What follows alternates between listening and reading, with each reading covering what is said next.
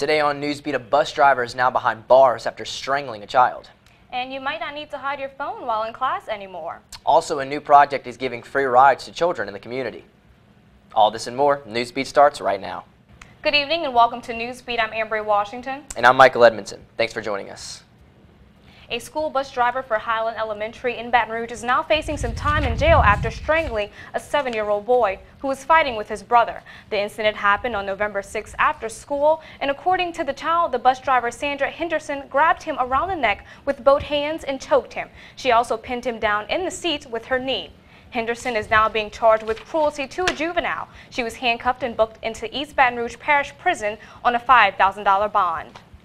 Well, if you have a dog at home, you may want to keep an eye out. Reporter Desiree Ross explains how there has been recent talks about police officers shooting dogs right on the owner's front porch. If you want to find out how you can keep your pet safe, visit brgov.com/DEPT/animal. Teacher evaluations are coming up soon, but many students don't even have the pencils to fill them out.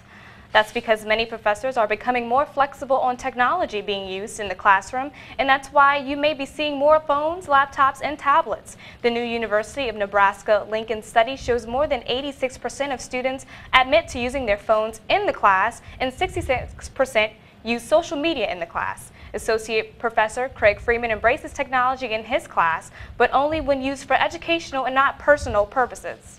Because of the growing use of technology in the business world, this year the Manship School of Mass Communication initiated a laptop policy to better prepare students for their futures in education. Well, an organization celebrated their first anniversary by making a bold statement at the parade grounds. Southern Smash has been on a national tour before visiting LSU. They also attended the University of North Carolina and Tulane. If you can fix it, you can keep it. Tiger TV John Williams explains how Front Yard Bike Shop volunteers give children a ride for a lifetime. If you are interested in giving back to the community, you can reach LaFont at frontyardbikes@gmail.com.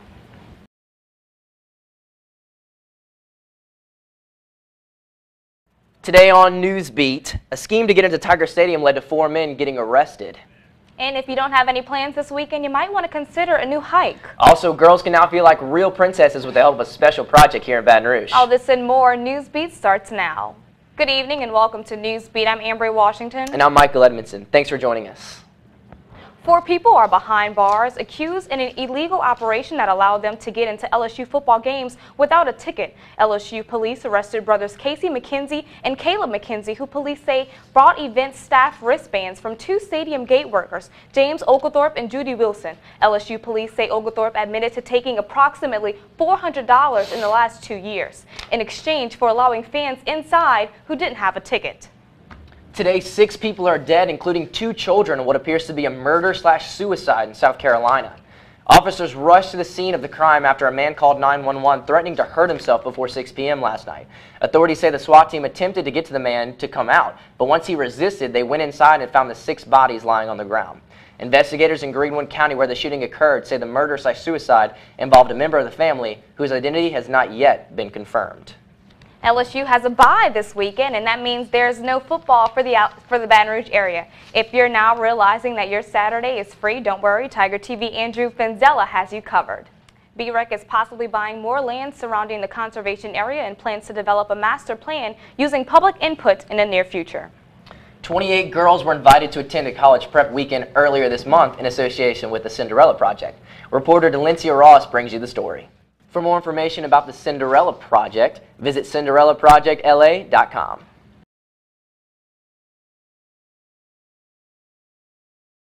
Today on Newsbeat, we have breaking news of an arrest of LSU's running back, Gerald Brazil. And homecoming is finally here, and we have all the details on what you can expect this year. Also, if you're working without any pay, you might be in a bigger disadvantage than you think. All this and more, Newsbeat starts now.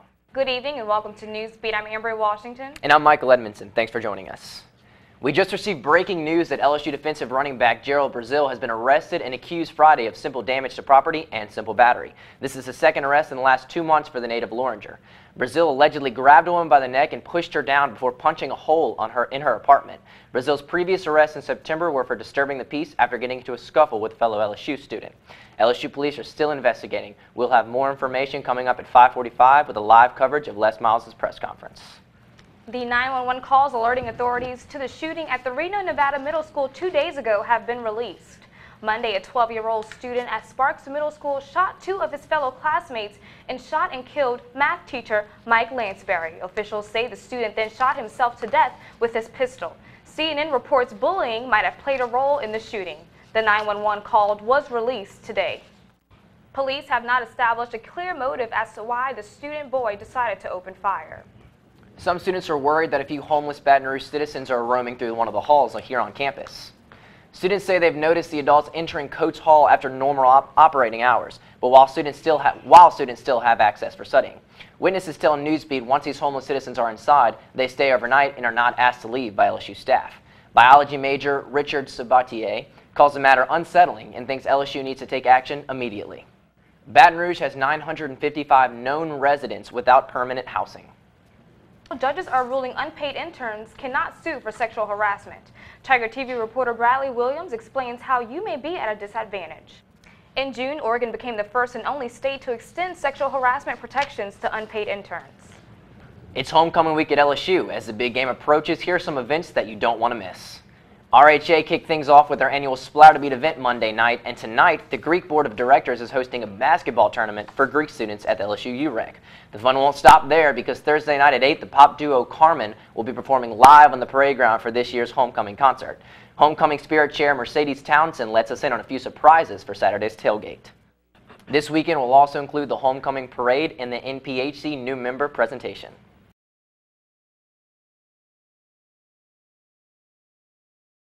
Today on Newsbeat, Obamacare gets pushed to the next round of debates. And Tigers, have you been noticing some bears walking around campus? Also, a new campaign might be considering you a zombie. We'll tell you why. All this and more. Newsbeat starts now. Good evening and welcome to Newsbeat. I'm Ambry Washington. And I'm Michael Edmondson. Thanks for joining us. Senate advances Obamacare today after Senator Ted Cruz rallies voters to oppose the bill in a 21-hour marathon speech, Fox News says. The vote was 100-0 that plans to defund the bill and avoid government shutdown. CNN says Obamacare markets for the uninsured will open October 1st, which is the beginning of a new fiscal year. Texting while driving or walking may be a part of your daily routine, but did you know that this unsafe practice can actually make you more unaware than you think? Zombies are everywhere in pop culture, but they don't belong at a university. LSU Police Department continues to urge students and faculty to pay attention when crossing on-campus streets. Earlier this year, they announced the Don't Be a Zombie campaign, which encourages students and cyclists to stop texting or talking on the phone in any situation that could put them in harm's way. LSU Police Department spokesman Captain Corey Lalonde says their goal is to make people aware of their surroundings. Are you one of the few students who is walking dead?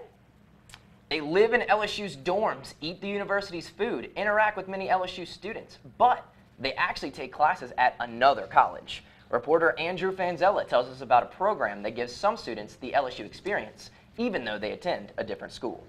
Tiger Bridge is a year-long program which fills up on a first-come, first-served basis. The application deadline is May of 2014.